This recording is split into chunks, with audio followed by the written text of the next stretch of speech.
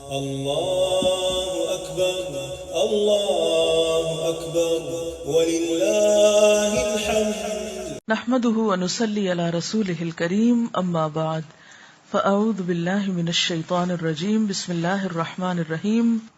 رمضان کے جانے کا غم ہے، لیکن اللہ تعالیٰ نے عید رکھ دی. اب خوش ہو.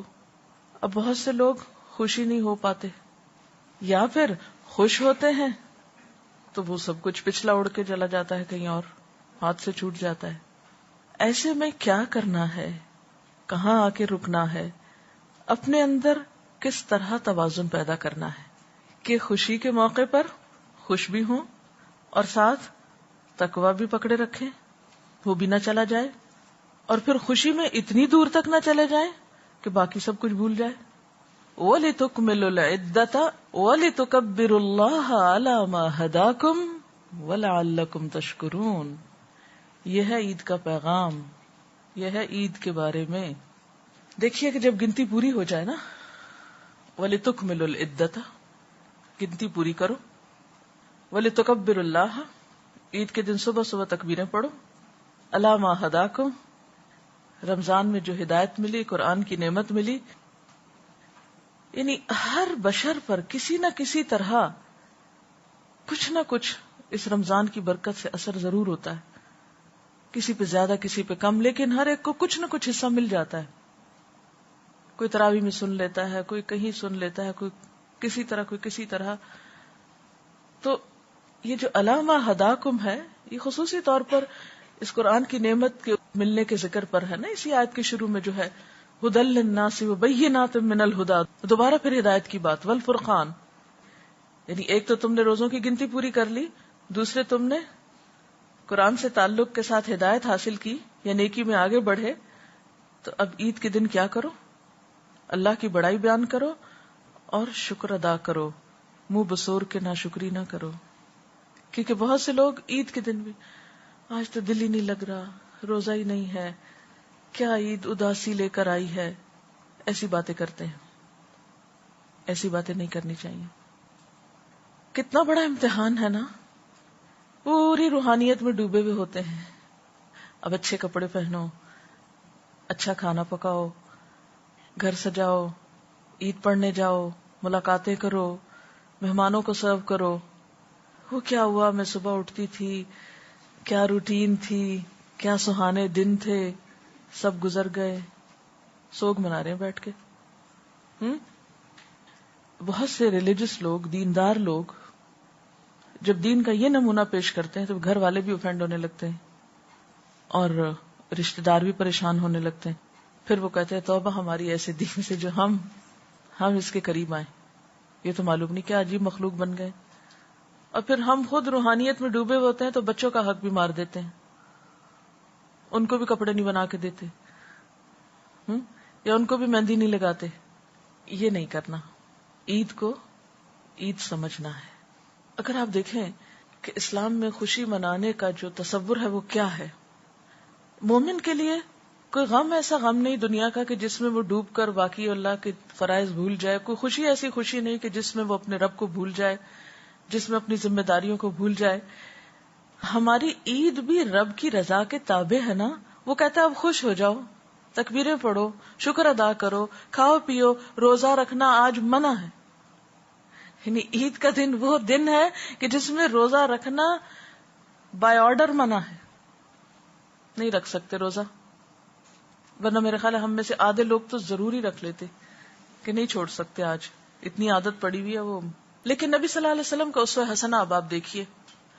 باقاعدہ عید منانا کب شروع ہوئی؟ مدینہ میں. ٹھیک ہے نا. مدینہ کے حالات کیسے تھے؟ 10 سال مدنی زندگی کے کیسے گزرے آپ صلی اللہ علیہ وسلم پر؟ کوئی سال ہے جس میں جنگ نہ ہوئی ہو؟ اگر ہم یہ کہیں یا ہمارے خطیب حضرات یہ کہیں کہ دیکھو امت مسلمہ پر کیا گزر رہی ہے، فلسطین پہ کیا گزر رہی، کشمیر پہ کیا گزر رہی، اور تم عید منا رہے ہو بیٹھ کے، کیا حق پہنچتا ہے تم کو عید منانے کا؟ تو کیا جواب دیں گے؟ آپ کہیں گے ہاں واقعی کوئی حق نہیں ہم کو پہنچتا. نبی صلی اللہ علیہ وسلم نے مدینہ میں ہر سال عید سیلیبریٹ کی، حالانکہ مسلمان تکلیف دہ ترین حالات سے گزرتے تھے. اصل میں یہ جو اطاعت کا کانسیپٹ ہے نا، سر تسلیم خم کر دینے کا. اللہ تعالیٰ آپ کا حکم ہے اس وقت میں خوش ہوں, اچھے کپڑے پہنوں, میں خوش ہوں. اپنی مرضی کے خلاف جانا ہے نا, یہی تو اطاعت ہے. راتوں کو رو رہے ہیں, قیام اللیل میں رو رہے ہیں, دعائیں مانگ رہے ہیں, سجدوں میں پڑے ہوئے ہیں, اور اگلی سویرے اٹھ کے ہنسو مسکراؤ, یہ کیا بات ہوئی؟ کتنا مشکل ہے. یہی تو اسلام ہے. اذ قال له ربه اسلم قال اسلمت لرب العالمین. آپ اس کیفیت سے اس میں لاتے ہیں, میں آ رہا ہوں. یہی تو نفس کا امتحان ہے. آپ کو پتا ہے کہ جو کام بھی انسان زیادہ کرنے لگتے ہیں اس میں نفس کو لذت آنے لگتی. آپ کوئی بھی کام جب شروع کرتے ہیں, مثلا قرآن پڑھنا شروع کرتے ہیں, آپ کو مشکل لگتا ہے, جو پڑھنے لگتے آپ کو مزہ آنے لگتا ہے, پھر آسان ہونے لگتا ہے, پھر وہ نفس کے لیے راحت بن جاتی ہے, پھر انسان بڑا خوش ہونے لگتا ہے اس میں. اب ساتھ ہی کیا حکم آ جاتا ہے, بس کافی, اعتدال, حد ختم, رک جاؤ. اب انسان کا دل کہتا ہے نہیں میرا نفس تو اسی سے چمٹا ہوا ہے, نفس کی عبادت تو نہیں کرنی, نفس کی بندگی تو نہیں, اللہ کی بندگی. اب کسی اور چیز کا تقاضا دوسری طرف بلا رہا ہے. ہمارے بڑا مشکل ہے بھائی. تو اگر نبی صلی اللہ علیہ وسلم کے حالات آپ دیکھیں تو جتنی تکلیفیں آپ پر گزری ہیں کسی انسان پر نہیں گزری. لیکن کسی ایک عید کے دن کو بھی یوم سوگ ڈکلیئر نہیں کیا گیا. آپ دیکھیں جنگ خندق کے موقع پر, جبکہ اتنا خوف تھا مدینہ میں کہ لوگوں کو رفع حاجت کے لیے باہر جانے میں مشکل ہو رہی تھی. غزوہ احزاب کہ ہنالک ابتلی المؤمنون وزلزلوا زلزالا شدیدا اذ بلغت القلوب الحناجر وتظنون باللہ الظنونا. سخت ترین آزمائش تھی اس موقع پر, اور سب اہل مدینہ کی. یعنی باقی جنگوں میں تو جو جاتے تھے میدان جنگ میں ان کی آزمائش تھی نا, تو غزوہ احزاب میں تو مرد, عورتیں, بچے, بوڑھے, جوان, جو کوئی مدینہ کے اندر تھا, سب پر شدید امتحان تھا. کیونکہ سب ان فوجوں کی زد میں تھے نا, کسی وقت کوئی تیر اندازی شروع کر دے. وہ تو اللہ کا ایک خاص کرم ہوا کہ جنگ نہیں ہوئی, ورنہ سخت ترین موقع تھا مدینہ پر اس وقت. اور اس وقت آپ کو معلوم ہے کہ ایک نہیں دو پتھر آپ صلی اللہ علیہ وسلم کے پیٹ پہ بندھے ہوئے تھے, اور جب خندق کھودتے وقت وہ پتھر نہیں توڑ پائے صحابہ کرام, تو آپ نے جب اس کو توڑنا چاہا تو آپ کو معلوم ہے اس موقع پر آپ نے اتنے سخت تکلیف کے موقع پر کیا فرمایا تھا. خوشخبریاں دی تھی, پیشن گوئیاں کی تھیں, روم اور ایران کے فتح ہونے کی خوشخبری کہ میرے سامنے دنیا لپیٹ کر رکھ دی گئی, جہاں جہاں میری امت پہنچے گی خوشخبری ہے تمہارے لیے. صلح حدیبیہ انا فتحنا لک فتحا مبینا, کہاں اتنا شدید قسم کا جذباتی دھچکا, واپس جاؤ, کوئی عمرہ نہیں. اور واپسی پہ سورت نازل ہو رہی انا فتحنا لک فتحا مبینا لیغفر اللہ لک ما تقدم من ذنبک وما تأخر. اور پھر کتنی ساری نعمتوں کا ذکر آگے, سب جذباتی طور پر چور ہو چکے ہیں, وہاں خوشخبریاں سنائی جا رہی ہیں. یہ ہے ہمارا دین, یہ ہے اس کی ٹریننگ, یہ ہے اصل تربیت, کہ ایک چیز کو لے کے بیٹھ نہیں جانا. آپ دیکھیں کہ آپ صلی اللہ علیہ وسلم سے بڑھ کر قیام اللیل کسی کا ہوتا تھا؟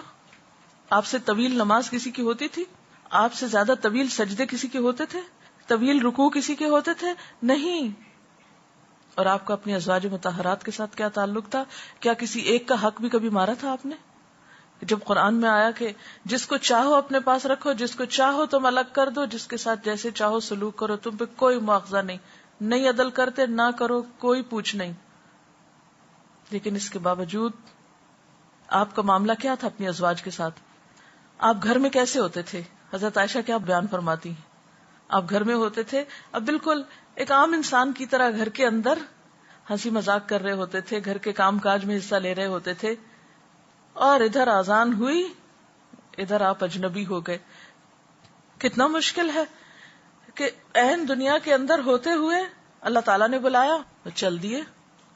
سوئچ اوور ہونے میں کتنی دیر لگی, ایک سے دوسری کیفیت میں جانے کو کتنی دیر لگی.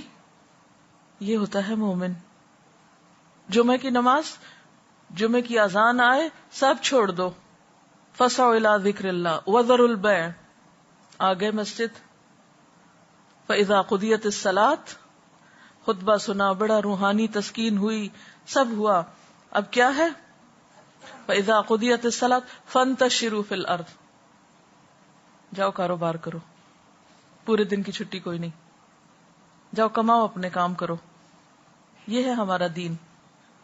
تو جب تک ہم اعتدال نہیں سیکھیں گے کس کس چیز میں، جسم کے تقاضے، روح کے تقاضے، عقل کے تقاضے، جذبات کے تقاضے، ان چار چیزوں میں جب تک اعتدال نہیں ہوگا، نہ یہ زندگی کامیاب ہو سکتی ہے اور نہ اگلی. کامیاب ہونا ہے تو ان چار چیزوں کے تقاضوں میں بیلنس قائم کرنا ہے. پہلی چیز ہے جسم کے تقاضے.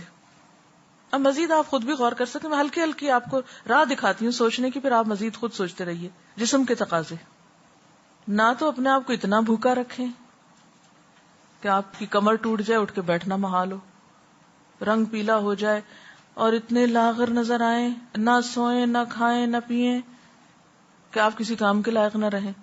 یہ نہیں ہمارا دین سکھاتا ہمیں. اتنا کھاؤ، اتنا آرام کرو کہ جس سے تم ایک طاقتور انسان ہو کر کام کر سکو. اسی طرح عقل کے تقاضے یا عقل کی ضروریات، عقل کی ڈیمانڈ، کہ انسان اپنی عقل کو، انٹلیکٹ کو مسلسل جلا بخشے. جسم کی طاقت کے لیے انسان کھاتا پیتا ہے، عقل کی ترقی، اس کے لیے کیا کرو؟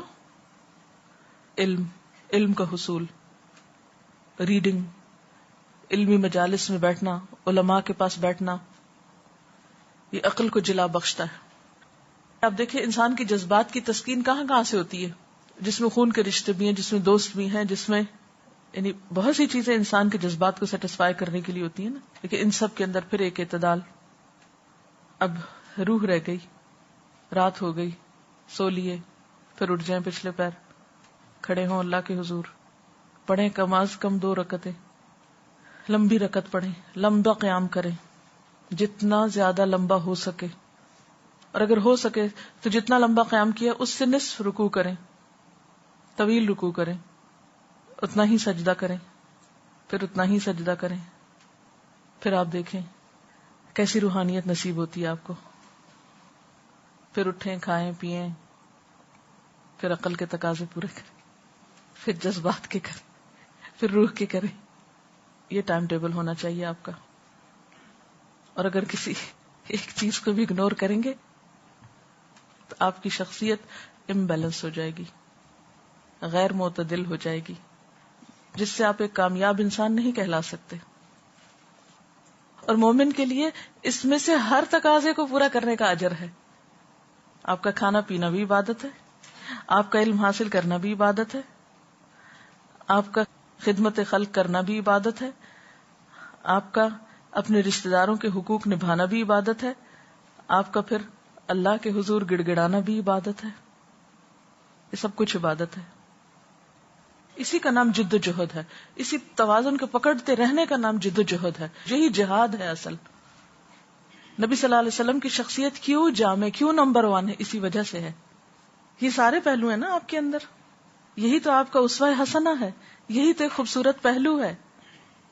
اور اس سے ہٹیں گے تو دین بدنما کر دیں گے. یہ الگ بات ہے کہ کبھی ایک پہلو غالب آنے لگتا ہے، کبھی دوسرا، کبھی تیسرا. بعض اوقات مختلف چیزوں کے مختلف تقاضے ہوتے ہیں، کچھ حالات ہوتے ہیں، لیکن آپ نے انتہائی پریشانی کے موقع پر بھی میکسیمم اعتدال قائم رکھا ہے. جتنا اپنے آپ پر کنٹرول ہوگا نا، جتنا سبمیشن کا جذبہ ہوگا، جتنا اللہ کی رضا پہ راضی ہونے کا جذبہ آ جائے گا نا. اللہ کی رضا ہے اس میں کہ شوہر کی اطاعت کرو، میں راضی ہوں، مجھے اپنے نفس کی تو نہیں کرنی. کیونکہ ہم تو موڈ کے غلام ہوتے ہیں نا. ہم نماز بھی اچھی اس وقت پڑھیں گے جب ہمارا موڈ اچھا ہوگا نا. ہم کتاب کو اس وقت پڑھیں گے، ریڈنگ کب کرتے ہیں جب ہمارا موڈ ہو کچھ پڑھنے کا، اس کے علاوہ نہیں. کسی سے ملے ملائیں گے کب؟ جب ہمارا موڈ ہوگا. ابھی دل نہیں چاہ رہا، نہیں، موڈ کی غلامی نہیں. معبود تو ایک ہی اللہ ہے وہ، اور اسی نے یہ ساری حیثیتیں ہماری رکھی. اور یہ تقوی ہی پیدا کرتا ہے. تقوی اس میں بیلنس کر دے گا نا. کیونکہ آپ نے دیکھا ہوگا طلاق کے مسائل میں تقوی، عبادات میں تقوی، کھانے پینے میں تقوی، ہر چیز میں، ہر ایک پہلو میں. کیونکہ جب اللہ کا خوف غالب آئے گا نا، وہ شعور کی اعلیٰ ترین کیفیت جو انسان کو فوراً بتائے گی کہ نہیں یہ درست نہیں ہے، بس یہ حد اتنی ہے، یہ اتنی، یہ اتنی، بس اس سے آگے نہیں. نہ تو انسان صرف کام و دہن کا غلام بن کے رہ جائے کہ صرف اس کی زندگی میں کھانا پینا اور جسمانی تقاضے ہی ہوں، پہننا اوڑھنا، شادی بیاہ بس، یا جذباتی کے تقاضے ہوں، نہیں. یا پھر انسان جسم اور جذبات کو ایک طرف چھوڑ کے صرف روح اور عقل کے پیچھے پڑ جائے، اس سے بات نہیں بنے گی. اب تھوڑی سی اگر آپ کی تھنکنگ کلیئر ہوئی ہے نا، تو اب آپ اس پیٹرن پہ سوچیں گے نا انشاءاللہ. مثلا دن کو آپ ان حصوں میں بانٹ لیجئے، یا پھر آپ مینٹلی اس میں لے آئیے اپنے آپ کو کہ ہاں مجھے یہ بھی کرنا ہے، یہ ضروری ہے، یہ ضروری ہے، یہ کرنا لازم ہے، یہ کرنا ثواب ہے، یہ کرنا باعث اجر ہے. تو پھر آپ دیکھیں گے کہ ہر ایک کو ڈھلنے میں مشکل نہیں ہوگی. جب ہمارا بیلنس بگڑتا ہے نا ہماری سوچ کا، سب سے پہلے تو کہ جس میں ہم کچھ کاموں کو زیادہ کار ثواب سمجھ لیتے ہیں اور کچھ کاموں کو ہم بیکار سمجھ لیتے ہیں، تو پھر اس سے کیا ہوتا ہے کہ پھر ہم کچھ کاموں کے قریب بھی نہیں پٹکتے اور کچھ کو ہم اپنے اوپر بہت حاوی کر لیتے ہیں. جب دنیا میں ہوتے ہیں خوب دنیا میں ہوتے ہیں، جب دین میں آتے ہیں بالکل ہی دنیا چھوڑ بیٹھتے ہیں. تو یہ اگرچہ مشکل ہے لیکن حدود میں رکھ کے ممکن ہے. اور پھر اصل چیز تو اسوہ حسنہ ہے، وہاں دیکھتے جائیے کیا ہوا، سب کچھ ٹھیک ہو جائے گا. اوکے، سبحانک اللہم و بحمدک، اشہد ان لا الہ الا انت، استغفرک و اتوب الیک. والسلام علیکم ورحمۃ اللہ وبرکاتہ.